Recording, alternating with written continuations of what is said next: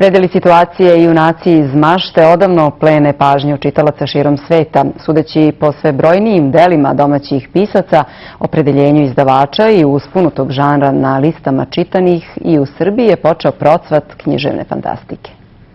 Domaći čitaoci se češće zastaju pred policama s ovim natpisom. Književnom trendu doprineli su i neknjiževni uticaji.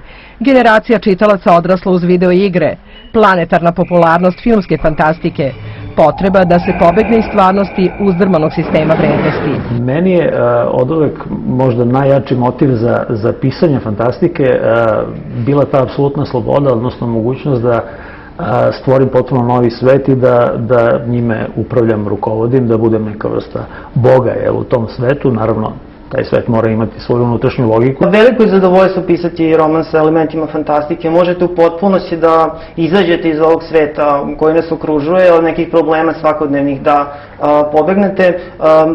Vrlo je slično zapravo i dok pišete i dok čitate ovu vrstu književnosti. Jedan mali beg od sive svakodnevnice. Bajićev junak vampir Časlav, vidovnjaci i zombi osvajaju čitaoce u ovoj bajci za odrasle.